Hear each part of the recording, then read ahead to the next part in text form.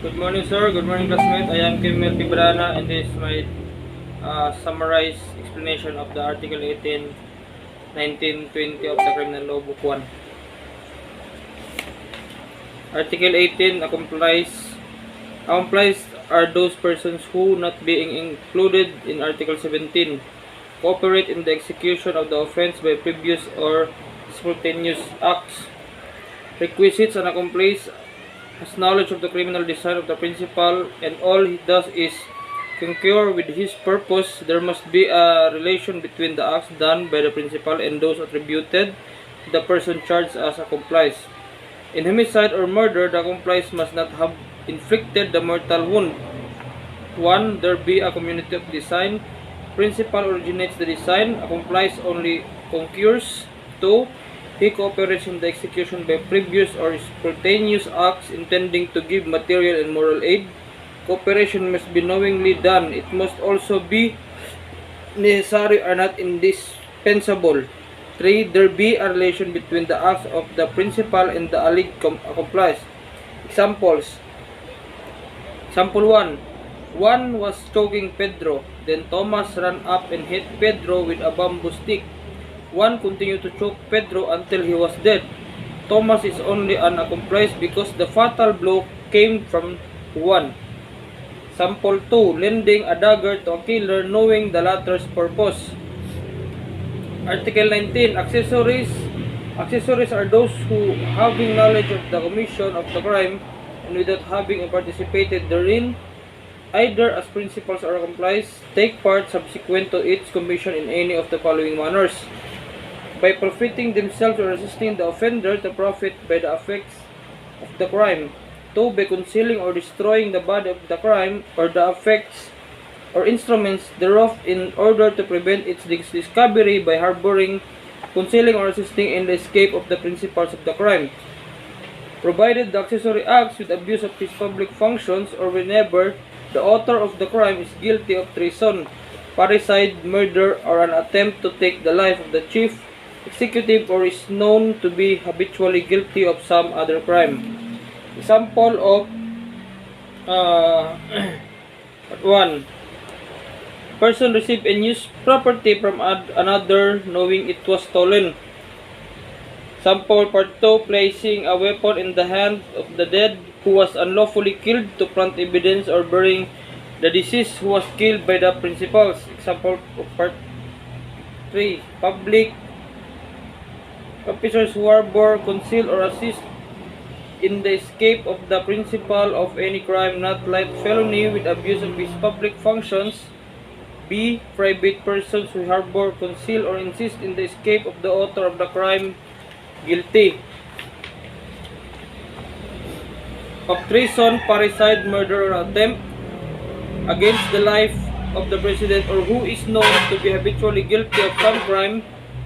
General rule: principal acquitted, accessory also acquitted. Exception: when the crime was in fact committed but the principal is covered by exempting circumstances. Example: minor stole a ring and one, knowing it was stolen, bought it. Minor exempt, one liable as accessory. Trial as accessory may proceed without awaiting the result of the separate charge against the principal because the criminal responsibilities are distinct from each other. Liability of the accessory: the responsibility of the accessory is subordinate to that of a principal in a crime because the accessory's participation therein is subsequent to its commission, and its guilt is directly related to the principal. If the principal was acquitted by an exempting circumstance, the accessory may still be held liable. Difference of accessory from principal and accomplice: 1. Accessory does not take direct part of, cooperate in, or induce the commission of the crime.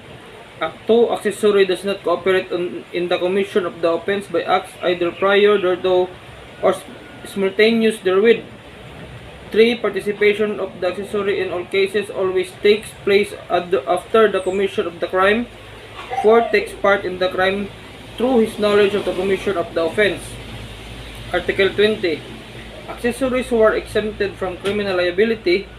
The penalties prescribed for accessories shall not be imposed upon those who are such with respect to to their spouses, ascendants, descendants, legitimate, natural, and adopted brothers and sisters, or relatives by affinity within the same degrees, with the single exception of accessories falling within the provisions of paragraph 1 of the next preceding article, bases, ties of blood, and the preservation of the cleanliness of one's name, which compels one to conceal crimes committed by relatives so near as those mentioned, nephew and niece not included, accessory not exempt when helped a relative, principal by profiting from the effects of the crime or assisted the offender to profit from the effects of the crime. Only accessories covered by paragraph 2 and 3 are exempted. Public officer who helped his guilty brother escape does not incur criminal liability as ties blood constitution a more powerful incentive than the call of duty. Penalty: suffering inflicted by the state for the transgression of a law. Juridical conditions of penalty: 1. Retribution of explanation. Penalty commensurate with the gravity of the offense. 2. Correction of reformation rules which regulate the execution of penalties consisting of deprivation of liberty. 3. Social defense, inflexible severity to recidivists and habitual delinquents. A. Must be productive of suffering, limited on the integrity of human personality.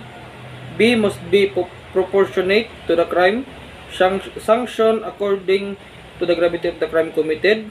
C. Must be personal, imposed only upon the criminal, no proxy. D. Must be legal, according to a judgment of fact and law. E. Must be equal, applies to everyone regardless of the circumstances. F. Must be correctional, intended to provide positive rehabilitation to the offender. In Article 18 of Article 18 of Criminal Law Book 1 discusses criminal liability for crimes committed against family members or relatives.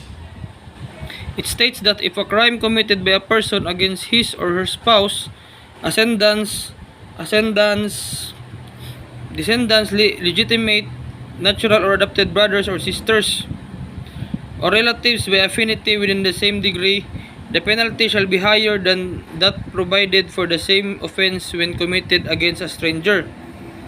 In Article 19 naman, it deals with the situation when a person voluntarily desists from committing a crime. It states that if in the course of committing a crime, the offender voluntarily desists from continuing with the criminal act or prevents in consummation, he or she shall be exempted from criminal liability. However, there may still be civil liability depending on the circumstances. In Article 20, addresses criminal liability for voluntarily ceasing to commit a crime. It states that if the person has already performed acts that would constitute a crime but voluntarily desists from continuing with the criminal act or prevents its consummation, he or she shall not be criminally liable. However, there may still be civil liability depending on the circumstances. And Moroto sir, thank you. God bless. Advance Merry Christmas.